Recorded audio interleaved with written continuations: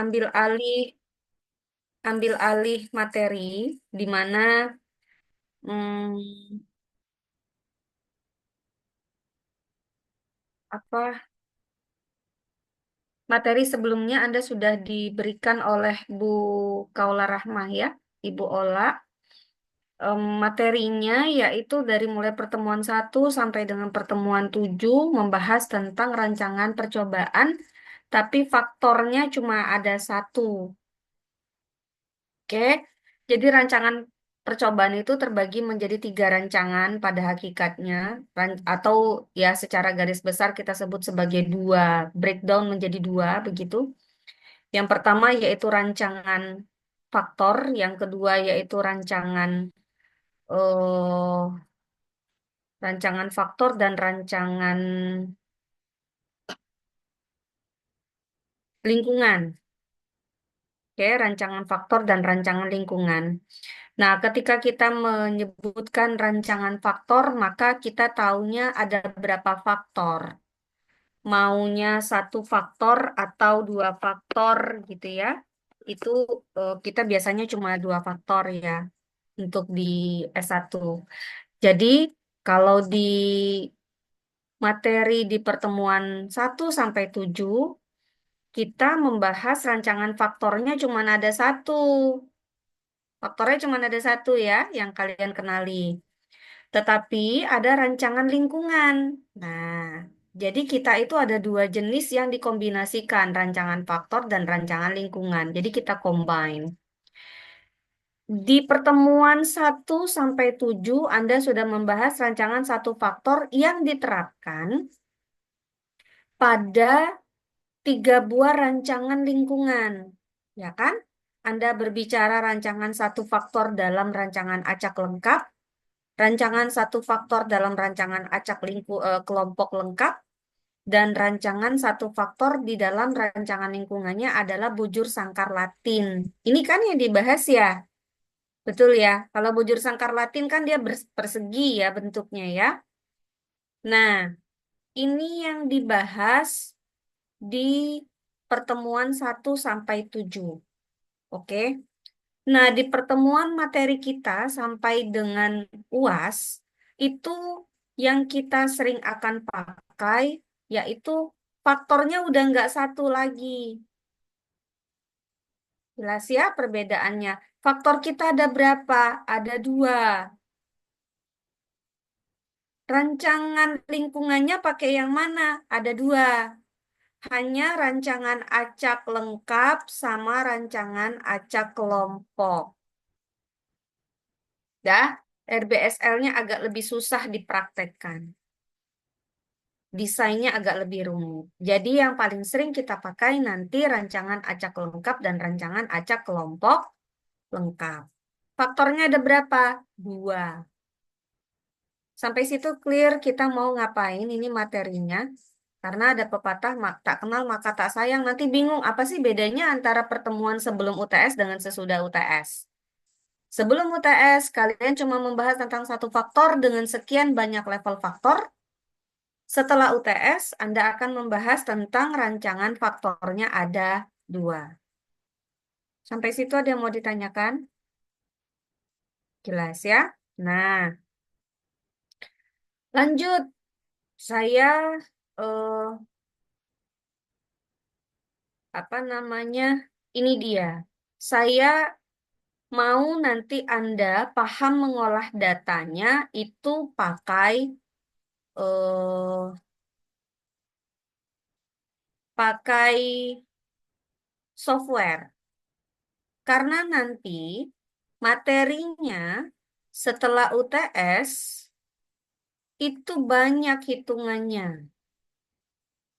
Jadi setidak-tidaknya, walaupun Anda mahasiswa pendidikan matematik, Anda bisa mengolah data pakai software, at least lah kita pakai SPSS. Atau Anda pakai Minitab. Anda kalau mau pakai yang lain, yang makro, misalnya pakai R Studio, pakai Python, boleh-boleh aja. Oke. Nah, jadi nanti saya akan coba eh, apa namanya? Membelajarkan ke Anda bagaimana kita pakai SPSS. Tapi untuk datanya masih yang paling sederhana yaitu satu faktor dalam RAL. Atau satu faktor dalam RAG. Boleh lah ya, dua-duanya boleh. Sampai sini dulu. Nah, terus yang saya concern lagi adalah ketika kita berbicara SPSS, Anda nggak mengubah struktur data dari tabel ini, tabulasi struktur data menjadi struktur data yang bisa dipakai untuk di-running ke SPSS. Nggak diajarin kan? Ngitungnya cuma manual kan? Manual. Mau ngapain? Oh. Nah, sekarang Ibu tanya, ini ulangannya di baris apa di kolom? Coba, saya ngulang dulu konsep ya. Ini ulangannya ada di baris atau di kolom? Baris Ibu. Perlakuannya, Kolom. perlakuannya ada berapa? 7. 7. 7. Berarti saya tanya, level faktornya ada berapa? Level faktornya ada berapa? Faktornya apa? Perlakuan. Satu kan faktornya. Ulangannya ada berapa? 4. Level faktornya ada berapa? 7. Tadi katanya perlakuannya ada 7. Level faktornya ini, yang ini, yang ini. Ini yang kita sebut sebagai level faktor. Faktornya apa? Perlakuan. Level faktornya apa? Ada berapa? 7. Sama seperti ini. Saya ingin melihat pemberian jenis ransum terhadap penambahan berat badan sapi. Berarti kalau saya tanya faktornya apa? Jenis ransum. Level faktornya nggak tahu, nggak dikasih tahu. Oke? Responnya apa? Berat badan sapi. Berarti yang kita amati adalah berat badan sapi. Ini responnya. Jadi kalau kita bilang model, jenis ransum ini bisa kita sebut sebagai variabel X gitu loh. Variabel bebas ini, variabel tak bebasnya. Variabel Y. Oke. Ingin melihat pemberian dosis pupuk terhadap peningkatan hasil padi. Berarti perlakuannya apa? Dosis pupuk. Dosis pupuk ini variabel bebasnya. Peningkatan hasil padi berarti berat panen ya padi itu Y-nya. Sampai situ oke? Saya ngulang-ulang dulu. Nah, di sini perlakuannya itu ada di kolom. Oke? Berarti nanti kalau saya bikin modelnya, nah ini kira-kira cocok nggak mau tabel ANOVA ini dengan yang eh, di sini tadi? Perlakuannya di kolom ya, mestinya perlakuannya di mana? Kalau ini struktur datanya gimana? Perlakuan ada di mana? Di baris Ibu. Treatmentnya atau Di faktornya baris. ada di baris. Ulangannya ada di kolom. Sudah paham? Berarti struktur data ini berbeda dengan struktur data ini. Nah, nanti kaitannya dengan model linear ini. Saya nggak mau Anda terbalik. Boleh pakai yang bawah, boleh pakai yang atas. Nah, sekarang ini yang lengkapnya ya. Kalau misalnya saya punya YIJ sama dengan mu ditambah tau I ditambah epsilon IJ. Ini untuk struktur data yang mana? Perlakuannya ada di mana? Di baris atau di kolom?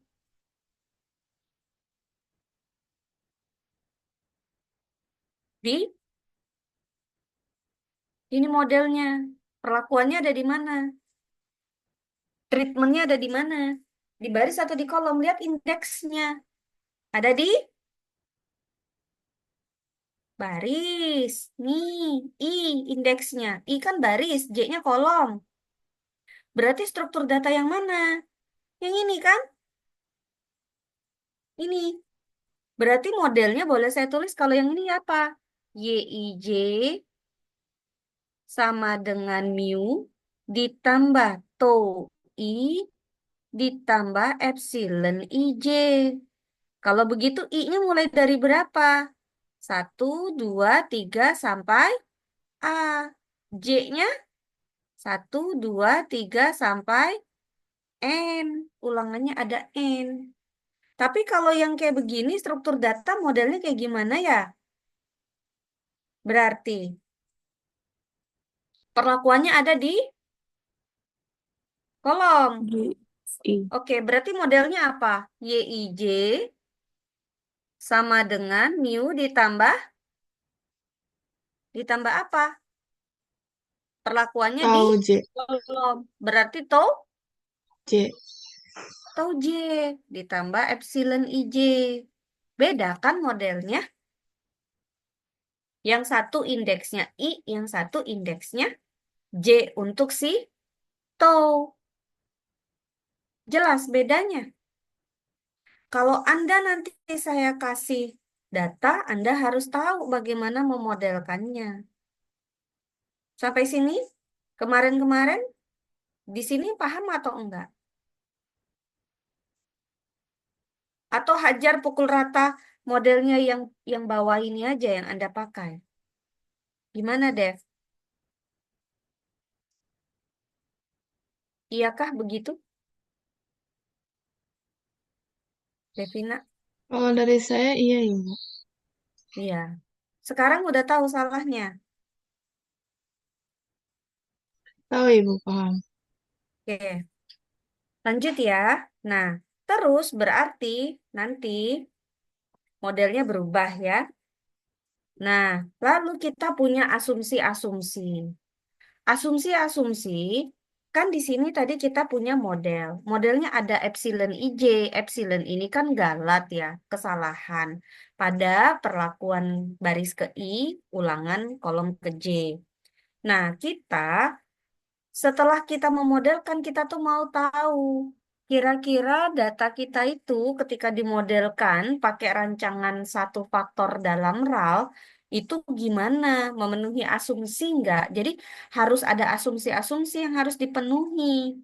Salah satunya adalah asumsi ini, identik independen. Jadi dia identik dan dia independen. Maksudnya apa? Maksudnya nanti ini epsilon dari IJ, sorry, YIJ, bukan epsilon, ekspektasi, ini sama dengan mu ditambah tau I. Oke, terus nanti kita punya bahwa kesalahan kita, epsilon IJ itu berdistribusi normal, 0 sigma kuadrat.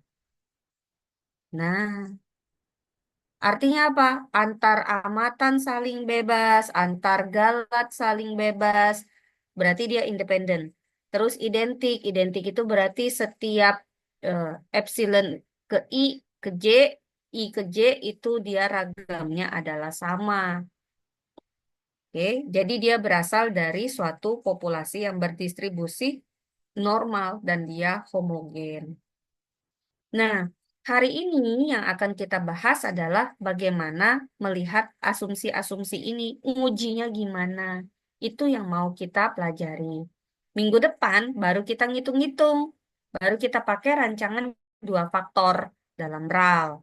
Faktorial 2 pangkat 2, 2 pangkat 3, eh ya 3 pangkat 2, 2 pangkat 2, 3 pangkat 2, 3, apalagi 2 pangkat K dan seterusnya, dan seterusnya, 3 pangkat 3 dan seterusnya. Oke, terus itu paling ya saya eh, nanti ini yang akan kita ambil contohnya. Nanti kita akan lihat pakai SPSS ya. Kan kita lihat kalau pakai SPSS-nya kayak gimana. Biar Anda terbiasa nanti kalau pakai SPSS untuk data, karena data kita nanti setelah UTS datanya makin kompleks ya. Modelnya juga makin kompleks. Oke. Oh,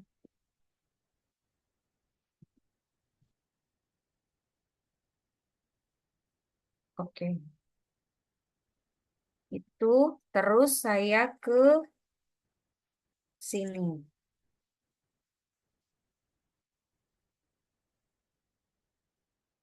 Oke.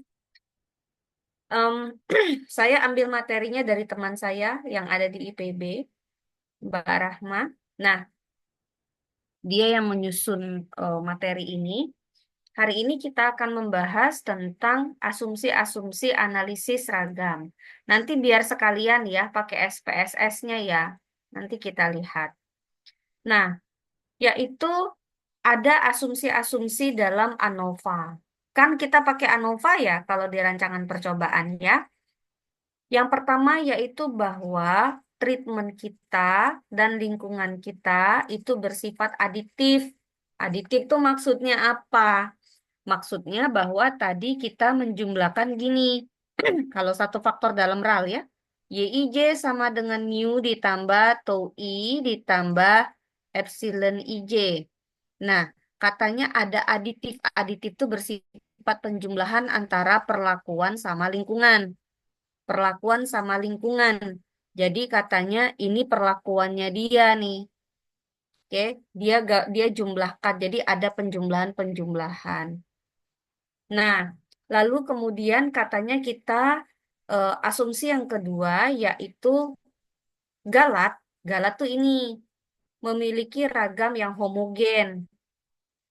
Terus galat itu bersifat saling bebas. Terus galat itu menyebar normal. Oke, makanya disebut identik independen, saling bebas dan dia independennya saling bebas, terus dia identik itu menyebar normal 0 sigma kuadrat epsilon IJ-nya. Oke, nah kita akan melihat tiga ini. Ujinya pakai apa? Uji formal, uji eksplorasi, dan seterusnya. Terus kalau misalnya ada pelanggaran, apa nanti dampaknya? Dampaknya yaitu mempengaruhi kepekaan terhadap uji F ataupun uji T. Uji T ini uji lanjut ya, kan kalian belajar uji lanjut ya? Yes? Itu pakai T biasanya. Uji F ini adalah uji serentak, ANOVA-nya. Ini di sini ada ANOVA. Di ANOVA pakai F kan? Oke. Lanjut, kita yang pertama, uji keaditifan model. Nah, ini yang tadi saya bilang, kalau misalnya kita punya dua faktor ya, kita punya tau I, kita punya beta J. Lalu kita punya mu. Mu itu rataan umum, tau I itu adalah perlakuan ke I, kemudian beta J adalah perlakuan ke J, yaitu kemudian ditambah epsilon IJ ini adalah galat acak. Nah, terus adiktif itu berarti bahwa YIJ merupakan penjumlahan dari komponen-komponen ini. Tadi sudah Ibu jelaskan. Jadi adiktif itu adalah maksudnya adalah penjumlahan. Baik dari faktor ke I, faktor ke J, atau kelompok ke J. Kalau Anda bilang ini kelompok ya, satu faktor dalam rancangan acak kelompok begitu. Nah, maka ini adalah pengaruhnya, ini adalah kelompoknya. Maka dibilang ini adalah penjumlahan antara perlakuannya sama lingkungannya. Ini lingkungannya kelompoknya. Misalnya rak gitu ya. Nah, terus ketidakaditifan model. Jadi kalau modelnya kita tuh tidak berlaku sifat aditif, maka artinya adalah keheterogenan di dalam galat. Jadi galat kita menjadi heterogen. Apa dampaknya?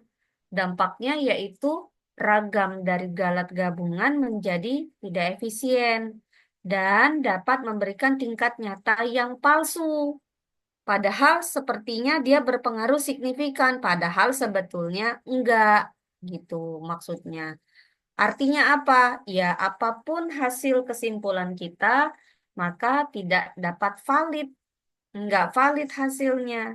Mau kita reject H0, mau kita terima H0, kesimpulan kita agak-agak diragukan karena dia memberikan tingkat nyata yang palsu. Dia bilang memberikan pengaruh signifikan, ternyata enggak atau belum tentu. Nah, lanjut. Pengujian asumsi keaditifannya kayak gimana? Ini dia hipotesisnya. Kita pakai ujinya adalah uji Taki. Jadi kita pakai uji formal ya di sini. Ujinya yaitu uji Taki. Salah satunya ya. Terus hipotesisnya ini. Model aditif H0-nya. H1-nya model non-aditif. Oke. Statistik ujinya kita pakai F-hitung. Pakai F-hitung berarti nanti kita bandingkan dengan F-tabel. F-hitungnya katanya jumlah kuadrat non-aditif dibagi jumlah kuadrat galat dibagi derajat bebas galat. Nah, di mana katanya JK non-aditif itu adalah sama dengan Q kuadrat dibagi ini JKG. JKG ambil dari ANOVA ya. JKG ngambil dari ANOVA. R-nya banyak ulangan. Q-nya rumusnya ini. Ini rumus Q. Kalau misalnya saya mau pakai data yang tadi, ini dalam, katakanlah dalam RAL gitu ya. Sorry, ini harusnya dalam rak ini. Kalau mau dalam bentuk apa namanya? Karena dia ada YI titik bar dikurang Y titik-titik bar dikali Y titik J bar. Jadi ini I-nya di sini J yang bergerak, di sini I-nya yang bergerak. Terus dikali lagi YIJ. Kayak gimana sih maksudnya kalau misalnya saya punya eh, data saya tadi. Ini tadi. Bukan.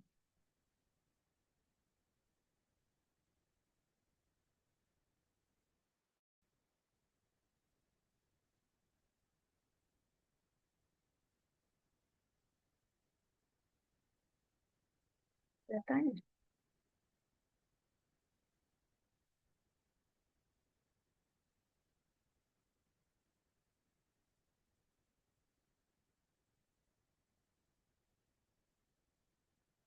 Nah, ini datanya. Jadi datanya ini kalau di sini kan terlihat bahwa apa? Perlakuannya ada di baris ya. Berarti 800 ini apa? Y? Nggak nongol dia.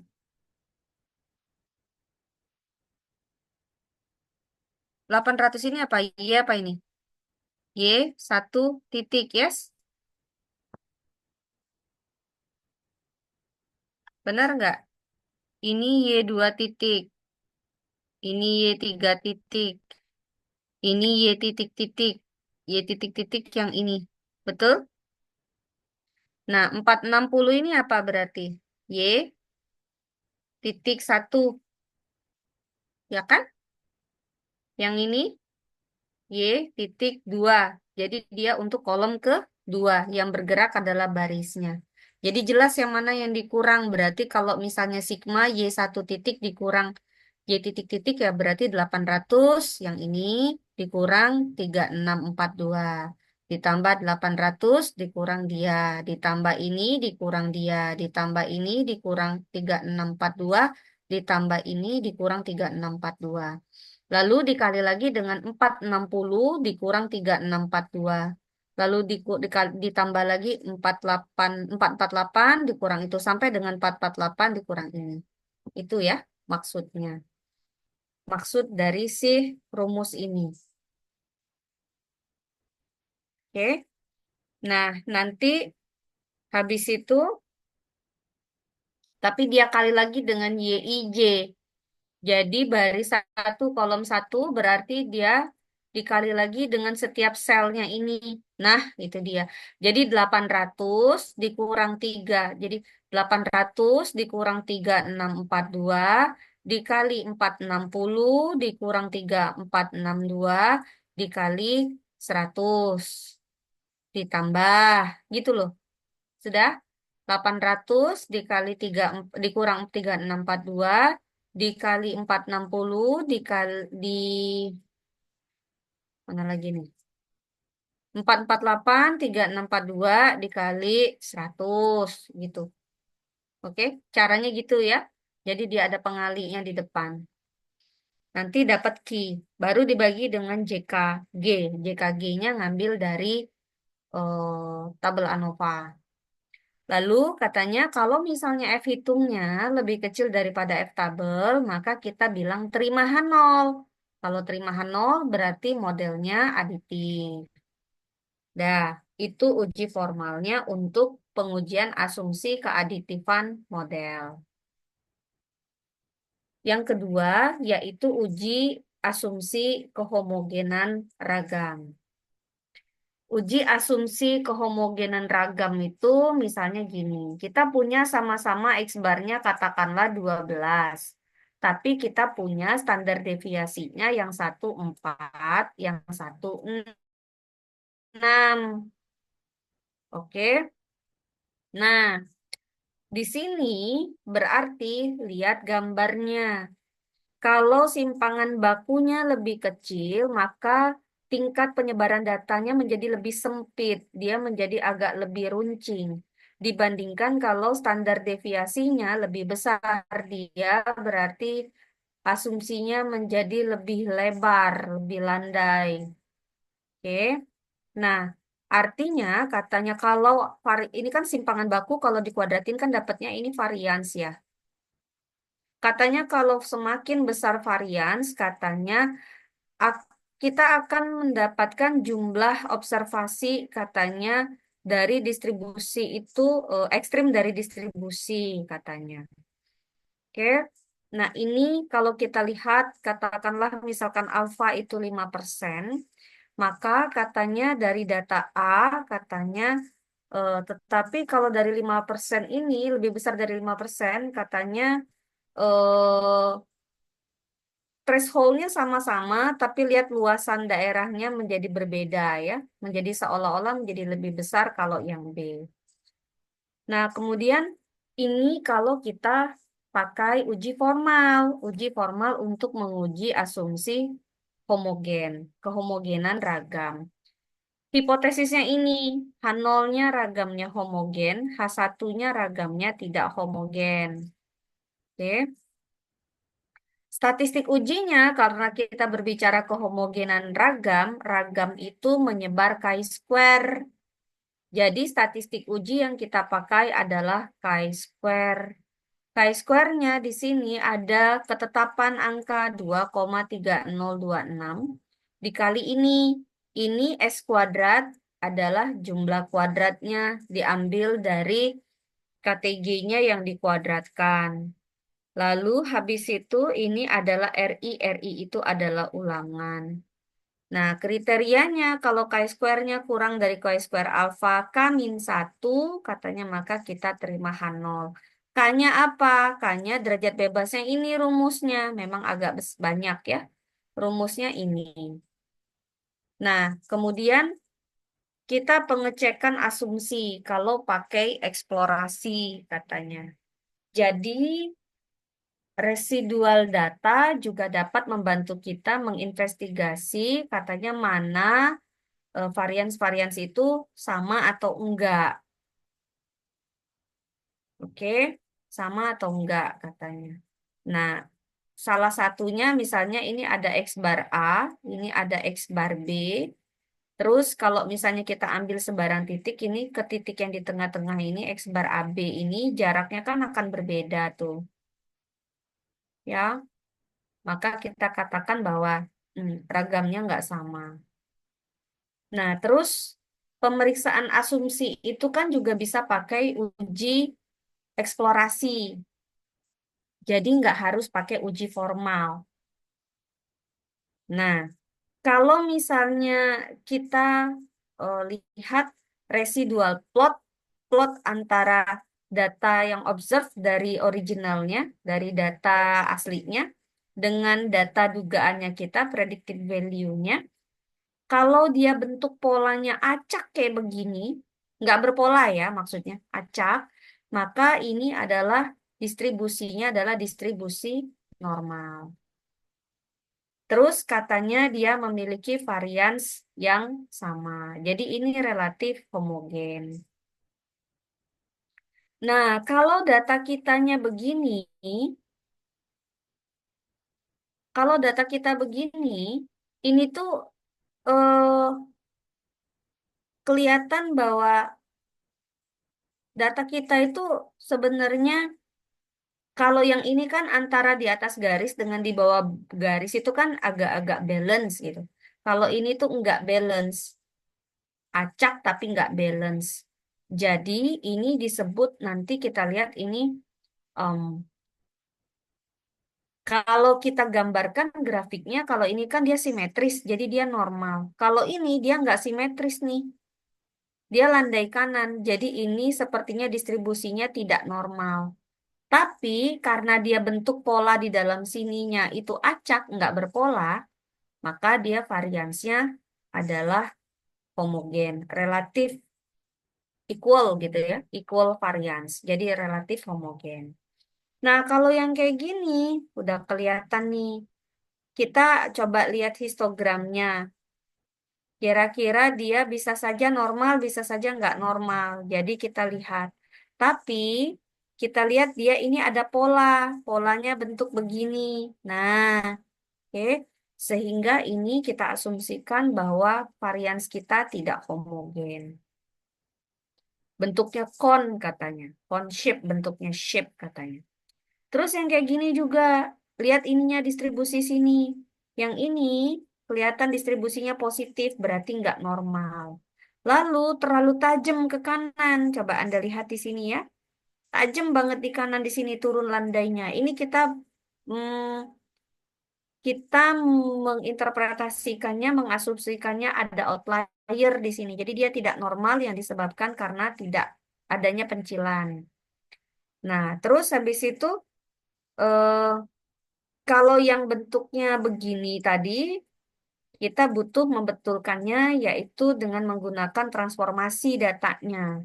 Kenapa? Karena tadi variansnya ini dia berpola. Maka kita butuh untuk membenarkannya pakai apa? Pakai transformasi.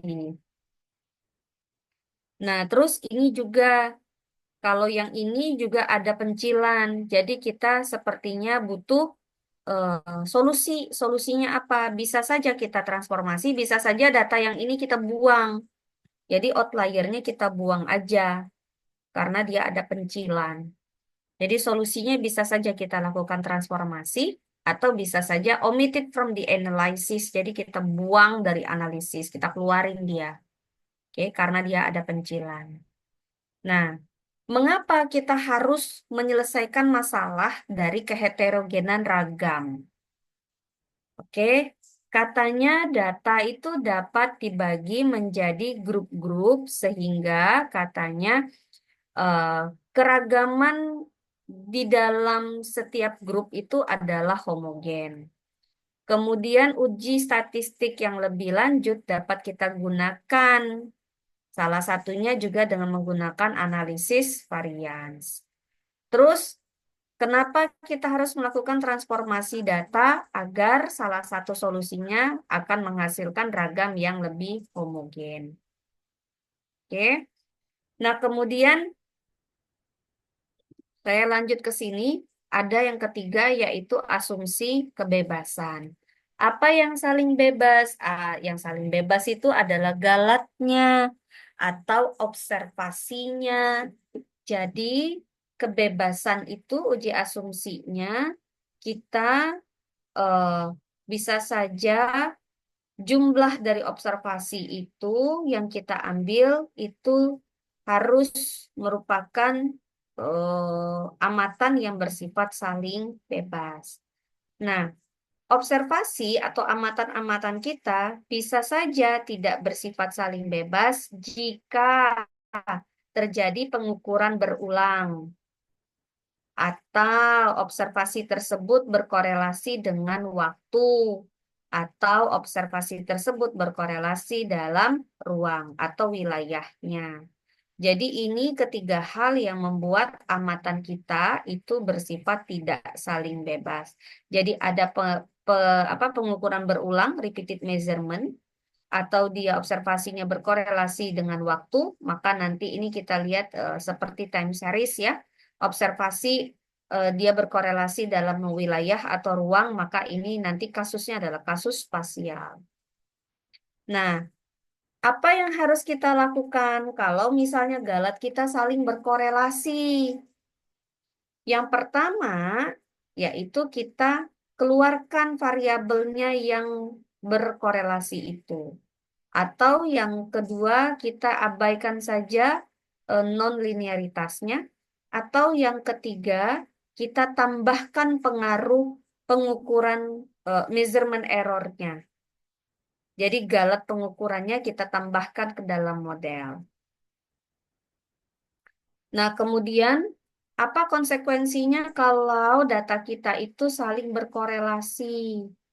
Maka, kalau kita menggunakan metode kuadrat terkecil atau ordinary least square sebagai metode penduga parameter, maka hmm, hasilnya bahwa penduga kita bersifat tak bias dan konsisten.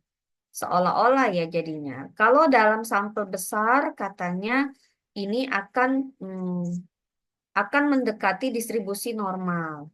Lalu, kalau misalnya penduga kita sudah tidak lagi bersifat efisien, maka tentu saja penduga kita tidak lagi bersifat best linear unbiased estimator atau BLUE. Nah, kemudian kalau misalnya kita melakukan uji T ataupun uji F, tentu saja hasilnya apapun yang diperoleh tidak akan valid. Itu yang terjadi apabila korelasi kita apabila galat kita saling berkorelasi. Nah, ini dia asumsi-asumsi kebebasan dalam sampel. Jadi kalau misalnya sampel kita ada 3 jenis begini, kita lihat bagaimana dia. Nah, ini asumsi kebebasannya, terus pemeriksaan asumsi. Nah, asumsi kebebasan antar galat tadi bisa kita gunakan dengan asumsi uji eksplorasi, yaitu dengan residual plot. Atau dengan uji formal. Uji formalnya bisa kita pakai, salah satu yang paling sering dipakai adalah Durbin Watson. Ini untuk melihat korelasi antar galat. Atau kita pakai Rantes. Tapi di mana-mana orang paling sering itu yang paling mudah digunakan adalah Durbin Watson. Untuk melihat autokorelasi ya. Jadi ada korelasi antar galatnya. Nah, kemudian ada yang keempat adalah asumsi normalitas. Ini dia asumsi normalitasnya. Berlakunya untuk pengujian hipotesis, katanya jika sebaran galatnya itu menjulur, maka komponen galat dari perlakuan ini cenderung merupakan fungsi dari perlakuan sehingga ragamnya menjadi tidak homogen. Jadi salah satu penyebabnya tidak homogen adalah bahwa komponen galat itu merupakan fungsi dari perlakuan atau treatmentnya. Bagaimana cara mengujinya? Yang pertama, kalau pakai uji eksplorasi, kita lihat histogramnya atau kita lihat box plotnya dari galatnya. Atau kita bisa lihat juga normal normal probability Kiki plotnya. Jadi yang 1 dan 2 ini adalah dengan cara uji eksplorasi. Nah, kalau yang ketiga ini dengan menggunakan uji formal. Uji formal dari normalitas. Ini pemeriksaan asumsinya. Jadi ini untuk melihat normalitasnya, lihat dari normal probability plotnya. Kalau titik-titiknya dugaannya apa galatnya kita itu menyebar di sepanjang garis garis lurus ini, maka kita katakan data kita atau galat kita itu eh, apa namanya memenuhi asumsi normalitas. Atau kita lihat dari histogramnya. Histogramnya menyerupai lonceng enggak? Gitu. Kalau iya, berarti dia cenderung normal. Lalu kalau kita pakai uji formalnya ada macam-macam. Yang paling sering dipakai oleh mahasiswa pendidikan adalah ini. Lily Force, hampir di setiap skripsi mahasiswa pendidikan pakai Lily Force. Atau kita bisa pakai Shapiro-Wilk, atau kita bisa pakai Kolmogorov-Smirnov, atau kita bisa pakai uji Anderson-Darling, atau pakai Ryan Joyner, atau yang lainnya. Ada banyak ya untuk pengujian asumsi. Tetapi kalau manual, yang paling sering digunakan oleh mahasiswa pendidikan matematik di dalam skripsinya adalah Liniforce. Oke? Tapi kalau di mahasiswa statistik yang paling common, yang paling familiar itu adalah Kolmogorov-Smirnov. Jadi ada dua ini yang paling sering digunakan untuk uji formal untuk menguji apakah galat kita menyebar normal atau tidak. Nah, kalau misalnya kita pakai Shapiro-Wilk, ini uji hipotesisnya, yaitu Hanolnya distribusi dari galatnya itu menyebar normal, atau uji hipotesis alternatifnya adalah bahwa galat kita tidak menyebar normal. Ini adalah statistik uji dari Shapiro-Wilk. Ini statistik ujinya. Nah, kemudian kita ada central limit theorem atau teorema limit pusat. Teorema limit pusat itu katanya kalau katanya sampel min itu katanya hmm, berada di sekitar nilai titik tengah dari populasi sedemikian hingga katanya kalau sampel size atau ukuran sampel kita itu besar sekali, maka distribusi kita itu katanya nanti akan mendekati distribusi normal atau asymptotic normal distribute istilahnya. Nah, ini dia. Jadi kalau data kita besar sekali, maka nanti kita akan mendapatkan distribusi yang menyerupai atau mendekati distribusi normal. Oke. Nah, asumsi normalitas ini penting. Kapan pentingnya? Kapan kita penting melakukan uji asumsi normalitas? Apabila jumlah N-nya kita itu kecil sekali, atau highly non-normal, atau efek dari small effect size katanya. Jadi ada pengaruh ukuran katanya. Terus apa sih konsekuensi kalau misalnya dari non-normalitas? Katanya uji F itu dia sangat robust terhadap non-normal data. Maka ANOVA itu dia tuh robust terhadap apa namanya data yang nggak normal gitu. Maka agak bahaya ya. Terus let's sample size itu katanya ya ini tadi seperti yang tadi saya sampaikan, ada teorema limit pusat, maka direkomendasikan kalau sampel itu ukurannya minimal 50. Oke. Nah, kemudian kalau misalnya data kita nggak normal, apa yang harus kita lakukan? Apa yang harus kita lakukan? Yang pertama mungkin bisa saja kita lakukan adalah transformasi data. Oke. Terakhir, kalau misalnya nggak mempan juga, baru kita lari ke non-parametrik. Nah, ini dia penanganan datanya. Data kita, kalau misalnya nggak normal, begitu kita lakukan transformasi. Harus cari gunakan data analisis data non-parametrik kalau transformasinya nggak bisa dilakukan. Terus transformasi itu ada beberapa. Yang pertama yaitu transformasi kalau pakai akar. Jadi data kita akarin setiap datanya. Ini kapan kita pakai? Bagusnya kapan? Yang pertama, kalau misalnya data kita merupakan data cacahan, data jumlah gitu. Atau data kita ini menyerupai distribusi Poisson. Atau kalau misalnya ukurannya kurang dari 10 katanya. Di mana katanya inilah syarat-syarat atau kondisi-kondisi terbaik kapan kita menggunakan transformasi akar. Jadi data kita semuanya kita akarkan, yaitu kalau misalnya dia menyerupai distribusi Poisson, atau data kita kecil, atau data kita merupakan data cacahan atau jumlah. Nah, ini dia, ini transformasi akar yang tadi saya sebut diakarkan, jadi setiap datanya kita akarkan. Atau kita menggunakan transformasi logaritma. Jadi semua data kita logkan. Kapan? Kalau misalnya kita gunakan ini. Kalau misalnya eh, standar deviasi dari sampel kita itu proporsional katanya untuk ke rata-rata. Kemudian Bisa saja data kita itu dengan ada nilai negatif atau nol yang tidak dapat kita transformasi. Jadi data kita mengandung nol, mengandung negatif, maka kita nggak bisa transformasi pakai akar gitu ya. Jadi kita disarankan untuk menggunakan transformasi logaritma. Nah, ini dia logaritmanya, datanya kita semuanya kita logkan. Oke. Nah, kemudian ada transformasi arcsinus katanya. Arcsinus itu misalnya kalau data kita itu berdistribusi menyerupai eh, distribusi binomial misalnya. Kemudian ada, nah ini ya arcsin akar ya. Jadi sin pangkat min satu dari y.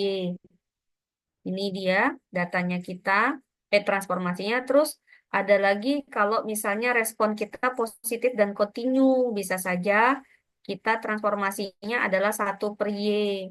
Misalnya, kapan data ini kita pakai pada saat tipe datanya adalah survival time katanya. Jadi data survival. Kemudian ada transformasi Box-Cox. Box-Cox itu ini transformasinya. Oke. Ini salah satu transformasi yang paling juga sering digunakan di dalam ilmu statistika. Sangat terkenal ini dua orang ini, penemunya Box dan Cox. Ini nama orang ya. Di sekitar abad 18 transformasi ini ditemukan. Lalu ada kalau misalnya transformasinya masih nggak bagus juga hasilnya, maka the last choice-nya kita mungkin bisa kita mendekatinya dengan menggunakan metode non-parametrik. Yaitu apa? Uji Kruskal-Wallis kalau rancangan lingkungan kita adalah rancangan acak lengkap dan uji Friedman kalau rancangan lingkungan kita adalah rancangan acak kelompok. Mungkin itu materinya kita hari ini. Adakah yang ingin ditanyakan sebelum kita coba pakai SPSS begitu? Silahkan. Karena kalau nggak coba ininya software mungkin biar lebih jelas aja ya. Itu teorinya tadi. Itu teorinya. Silakan kalau ada yang mau ditanyakan.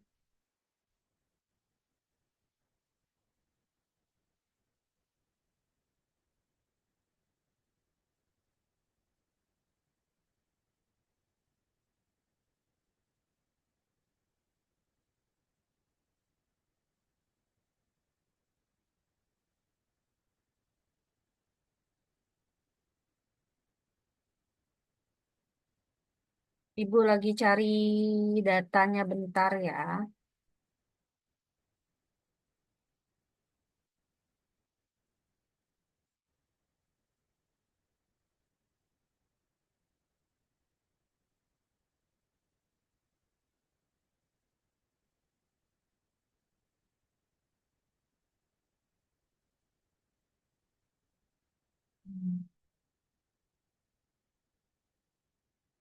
Sambil menunggu kalian kalau ada yang ingin ditanyakan, saya cari dulu.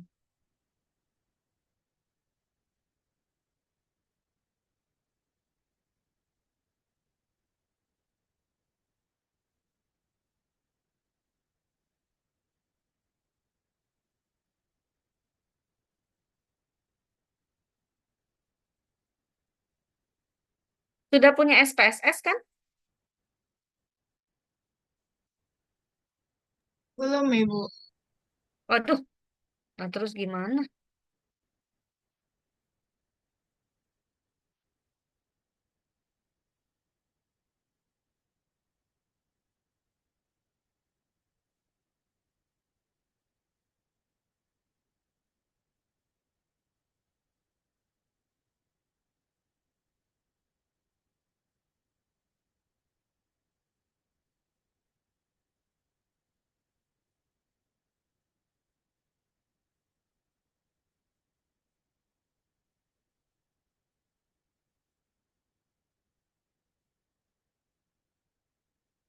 Nggak punya sama sekali.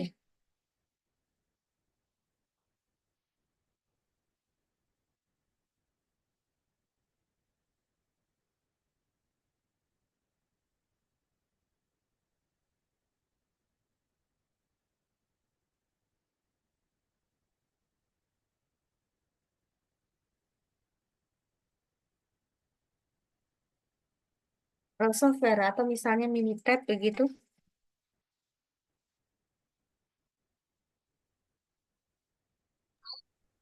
Kami di mata kuliah lain baru pakainya yang RStudio aja ya. Kalau SPSS sama Minitab-nya belum. Oh,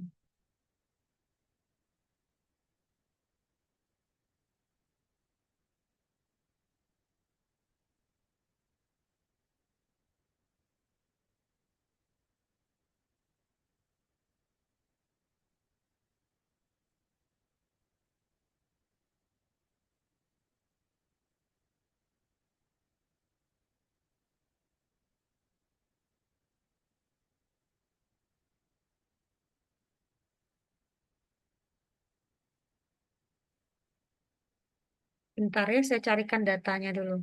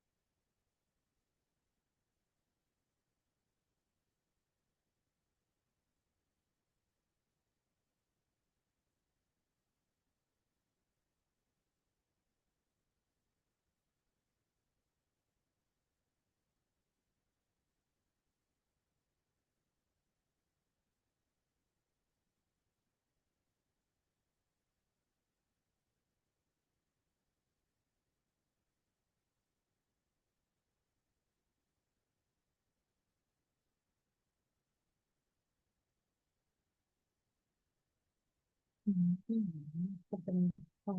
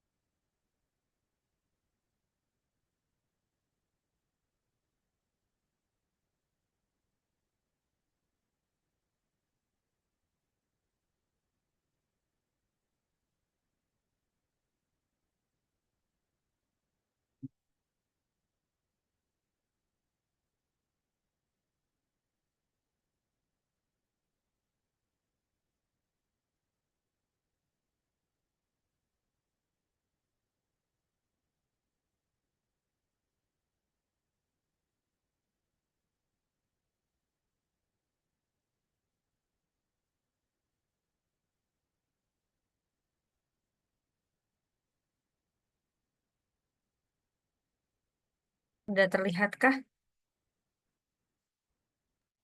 Sudah, Ibu. Oke. Ini kita punya data. Datanya kita, hmm, katakanlah ini apa namanya? Rancangan satu faktor dalam rak ya. Rancangan satu faktor dalam rak. Oke. Misal saja. Nah, terus atau ini dianggap rak atau ral ya. Saya kurang jelas juga. Anggaplah ini antara rak nih. Misal dia punya tipe volunteer. Oke. Tipe volunteer ini dia punya tiga ya.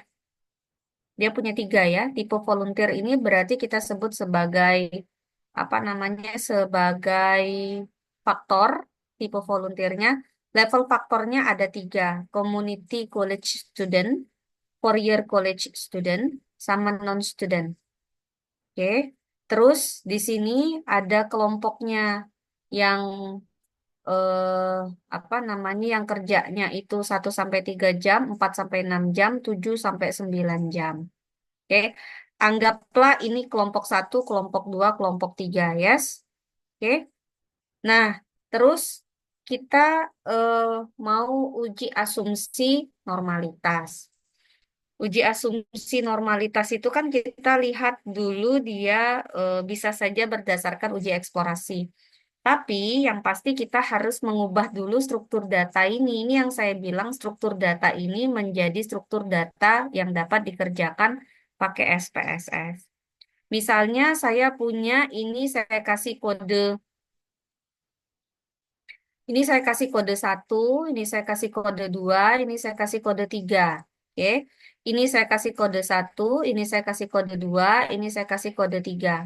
Oke, maka di dalam struktur data ini saya punya apa? Tipe volunteer community college student itu berarti satu dengan yang kerjanya 1 sampai 3 jam satu berarti responnya satu satu satu. Terus tipe satu untuk yang kerjanya 4 sampai 6 jam itu datanya 96. Tipe volunteer satu untuk yang kerjanya 7 sampai 9 jam datanya adalah responnya 48. Sehingga saya lupa lagi share all-nya. Sehingga yang saya punya adalah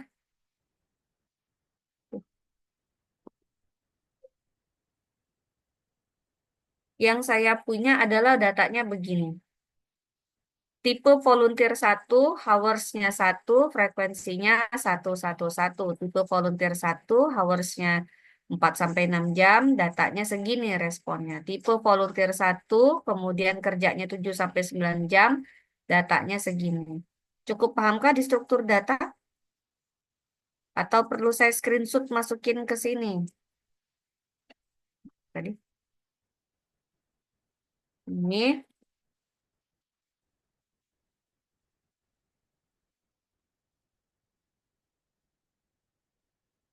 Ini.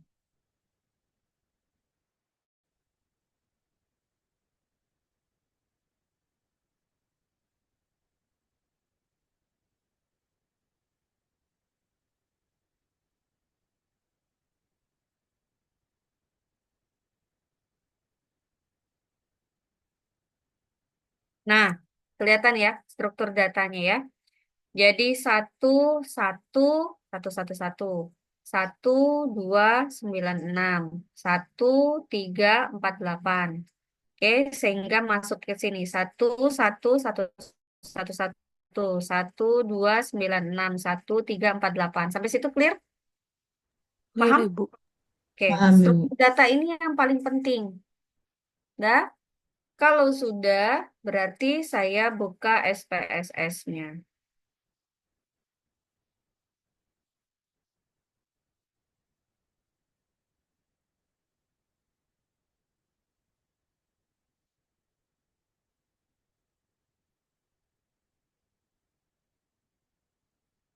Saya tutup dulu ya, agak lemot. Waduh.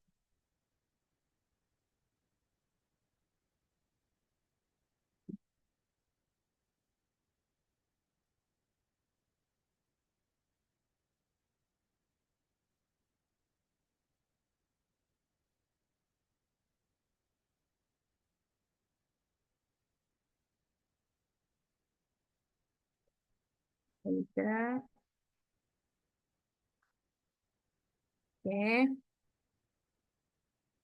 Mana zoomnya? Oke, saya ke sini. Oke. Dari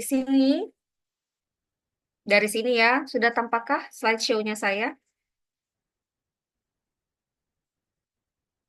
Sudah terlihat.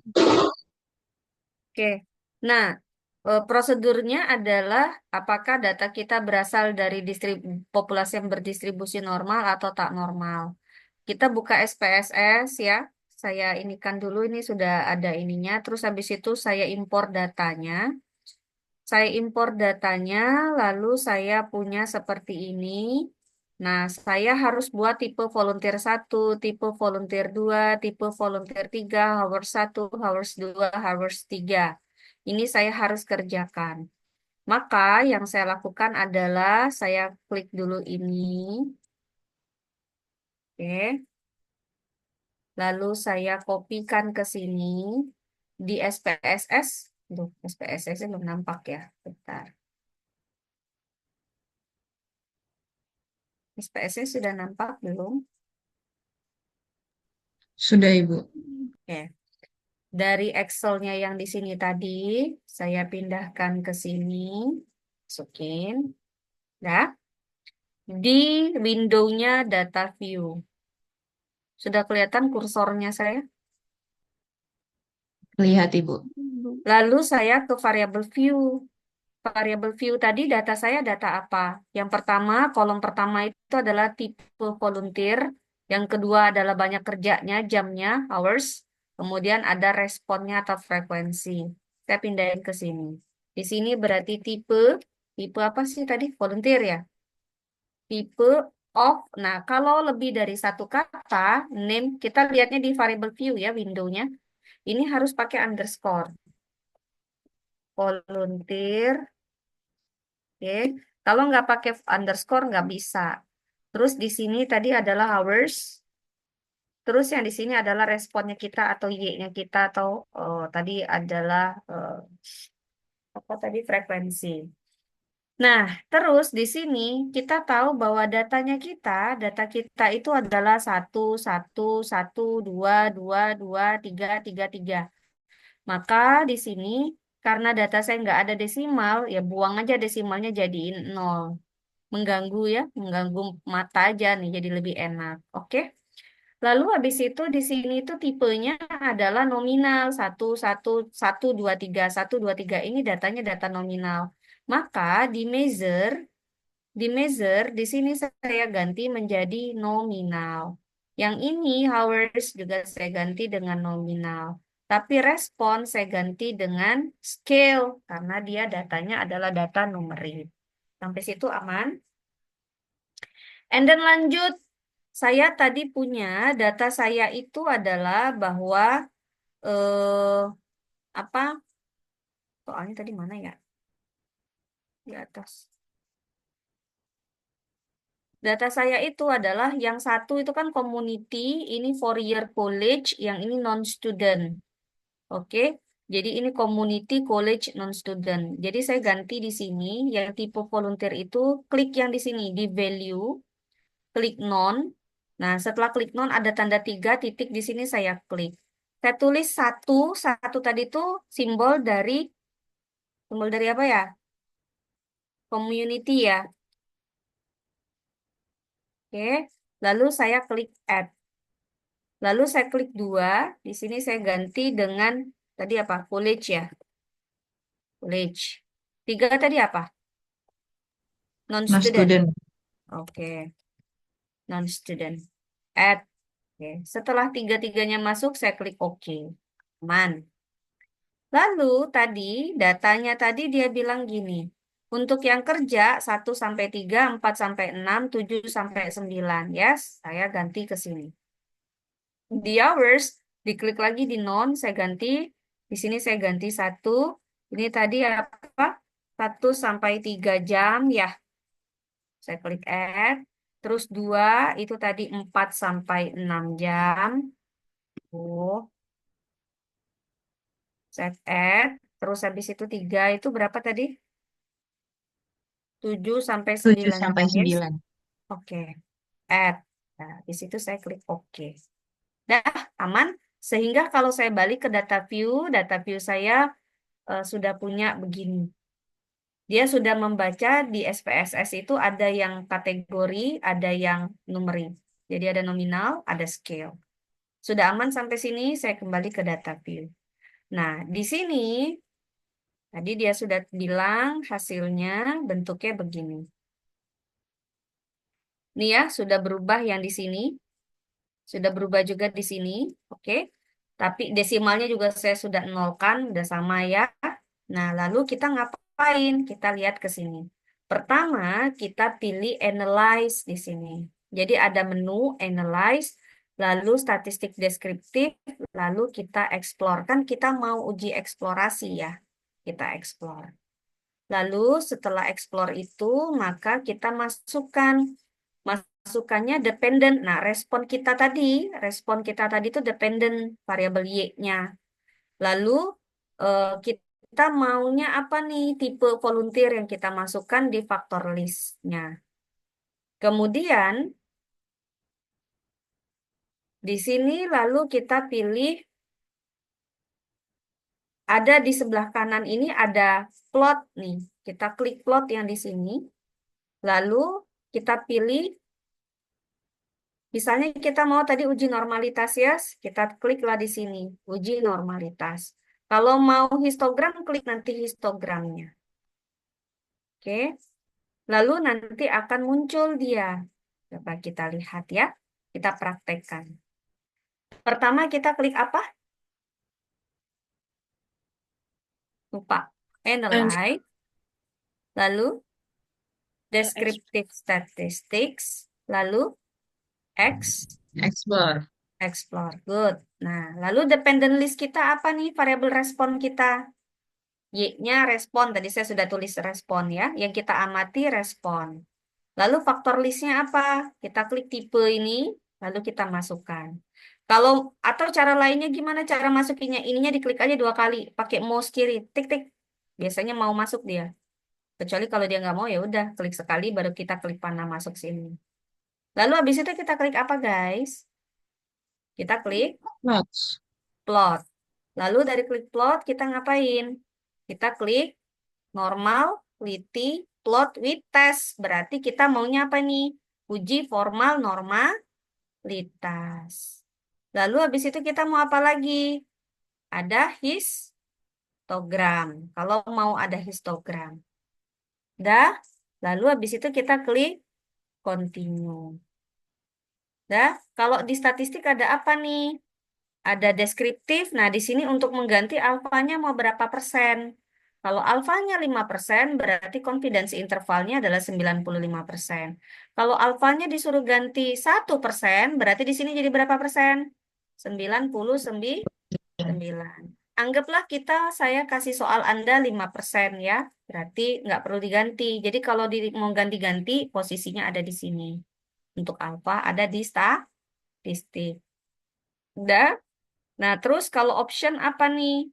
Oh, nggak ada ya. Ya udah, kita lalu klik oke. Nah, ada displaynya, ada statistik, ada plot. Maunya apa? Ya dua-duanya both.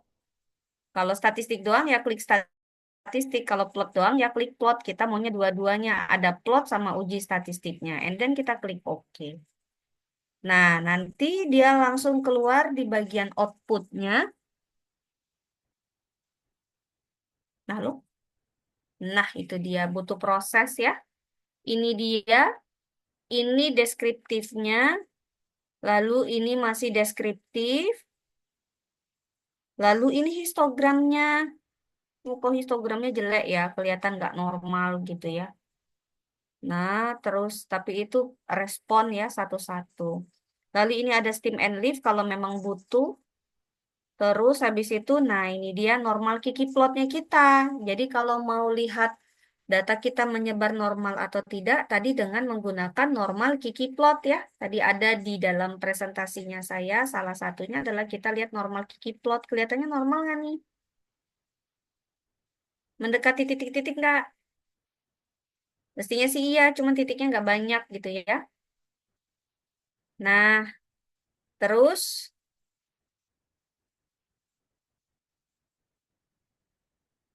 nah ini eh, mana lagi ya? Nah, ini box plotnya. Oke, jadi dari sini kita lihat kira-kira dia antar antar ininya eh, relatif normal nggak? Enggak ya, kelihatan ya. Yang satu rata-ratanya di mana, rentang yang ininya paling ada yang bawah, yang ini seperti ada outlier atas, yang ini ada outlier bawah gitu. Jadi responnya sepertinya tidak berdistribusi normal.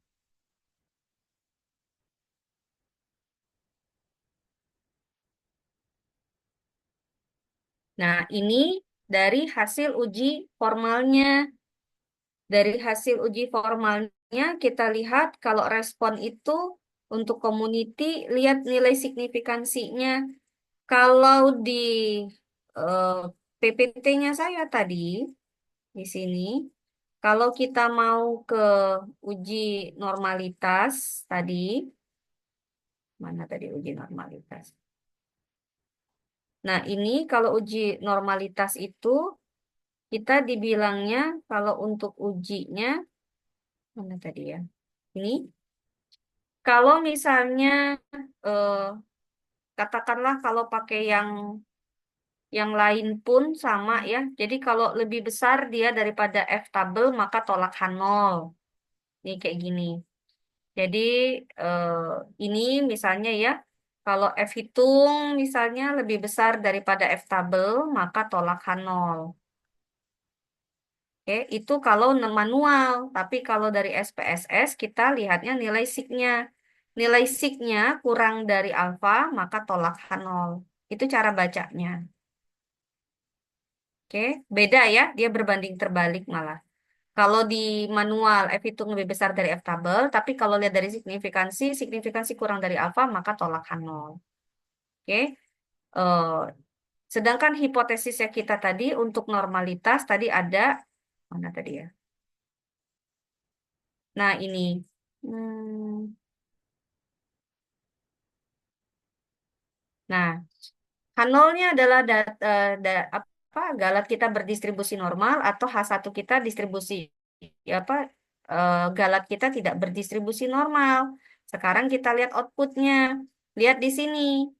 Signifikansi kita lebih besar nggak daripada alfa? Alfa tadi kita 5% ya.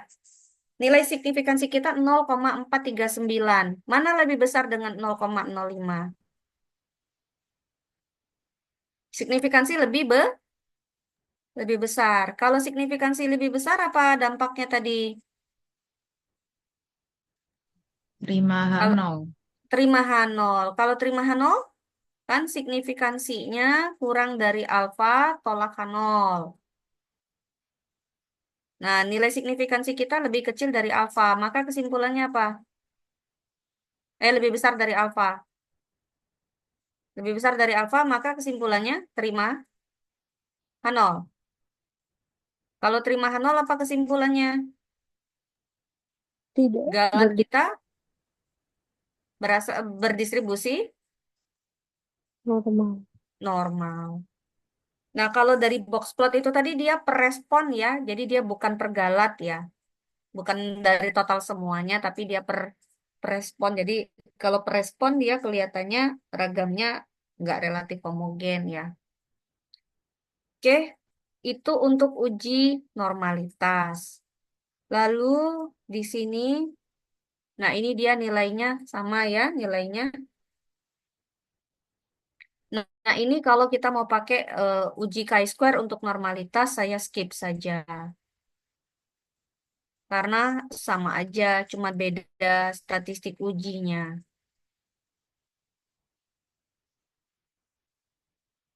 Terus kita kalau mau pakai uji homogenitas dari data. Nah, uji homogenitasnya, misalnya datanya beda lagi, begitu ini prosedur uji hipotesisnya. H0-nya saya varians datanya homogen, H1-nya varians datanya tidak homogen.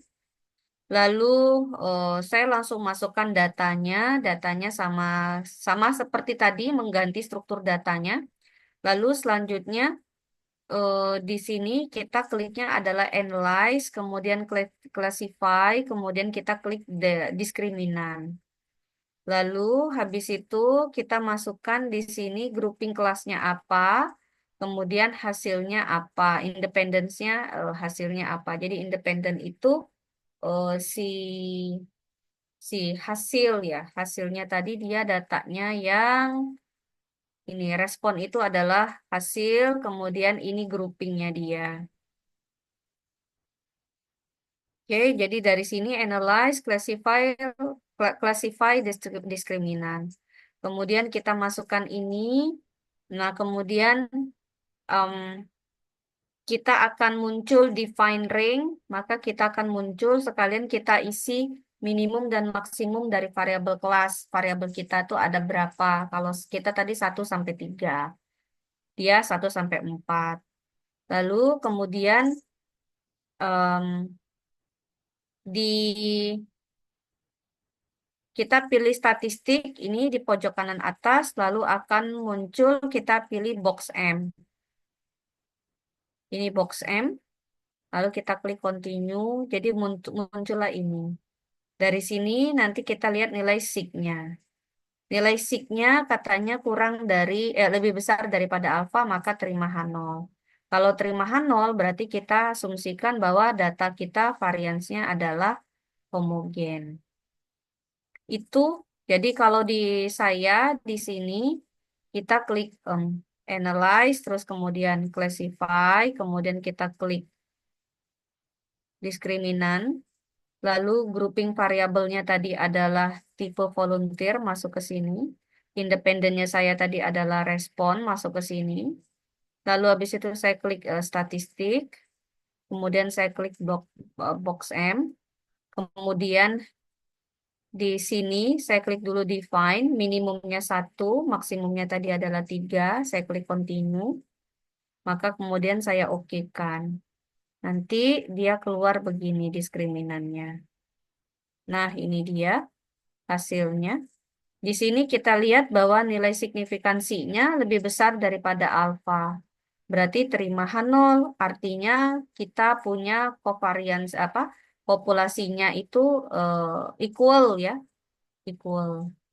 Jadi dia memenuhi uji asumsi eh homogenitas. Walaupun sebetulnya kalau dari box plotnya karena itu respon ya. Jadi seolah-olah eh, jauh gitu box plotnya. Jadi makanya seringkali kita mendingan menggunakan uji formal daripada eksplorasi. Dari eksplorasi seolah-olah tidak normal atau tidak homogen, tapi ternyata di uji formal masih excuse dianya, masih masuk. Jadi ini data kita relatif normal dan relatif homogen. Mungkin itu dari saya. Silahkan kalau misalnya ada yang ingin ditanyakan. Jadi, kenapa harus ada uji asumsi? Karena kita menggunakan tabel ANOVA. Tabel ANOVA itu dia harus pakai uji asumsi itu baru boleh kita pakai tabel ANOVA-nya. Minimal ada 2 ya, yaitu uji homogenitas dan normalitas. Sampai situ ada yang ingin ditanyakan kah?